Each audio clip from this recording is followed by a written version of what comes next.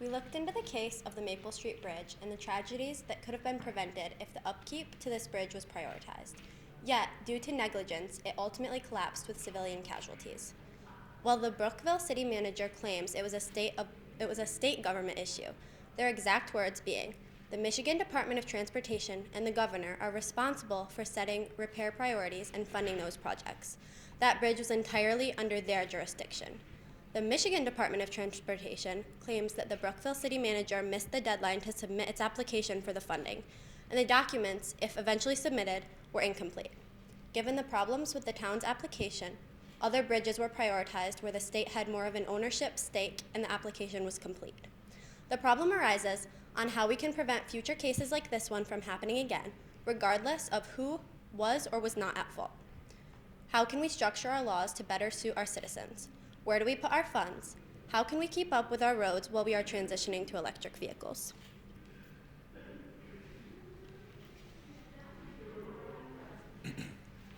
During this investigation, we uncovered that there are 11,000 bridges in the state of Michigan. 10% of these bridges are currently considered to be poor condition.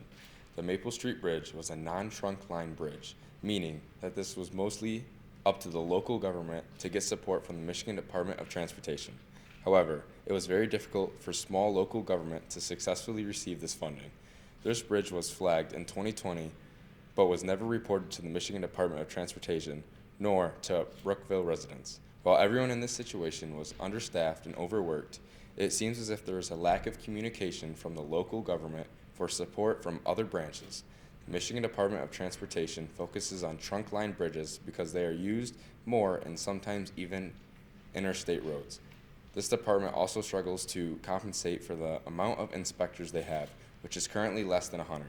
Overall, MDOT nor local governments are to blame for the incident. It simply displays the need for refreshments of rules in Michigan's local areas. As vehicles travel across roads, the weight of the vehicles plays a significant role in determining the level of wear and tear on the infrastructure. Heavier vehicles exert more pressure on the infrastructures, leading to faster deterioration, especially under the constant high-volume traffic. Traditional gas-powered vehicles, which use combustion engines, are on average 30% lighter than their electric vehicle counterparts. This means electric vehicles cause substantial damage over time, resulting in higher maintenance and repair costs for roads. However, they do not have to pay the Michigan gas tax, which is essential in paying for road repairs.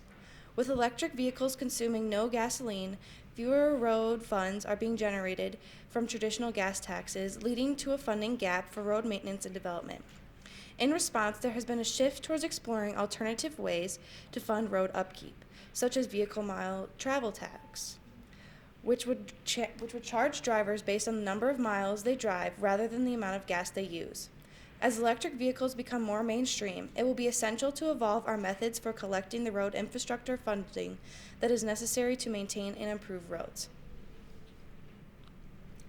The Oversight Committee drafted many possible solutions to this problem, the first one being local tolls would be placed throughout districts and downtown cities at various key points within the districts. Revenue from those tolls can go directly to the local government and help fund bridge and road projects in local areas. Roads that will be tolled will be more popular and necessary routes that are mainstream within the city. All state highway and road tolls will remain the same. A second idea is to implement a mileage tax that would tax both electric vehicles a similar amount per year that the average gas car driver pays for the current gas tax per year. A third potential solution is to mandate that all local municipalities send out a report in simple terms to all residents/households on tax distributions, the public service entity agendas, and all structural quality issues. Examples of this are percentages of a taxpayer's payment that was distributed to the funding of the local police department, as well as the agenda of the local police department. The safety quality of local bridges and other structures will also be mandated on the report if the quality is lowered below accepted standards. The fourth solution we chose to add is a section in all earth science courses about green energy, pollution, and the effects that the technology we use day to day have on the environment. There should be also a brief session in government class about how to get involved in city councils and the local government restrictions to be involved. This should be mandatory and enforced by all superintendents. If this is not implemented, there should be a $1,000 fine.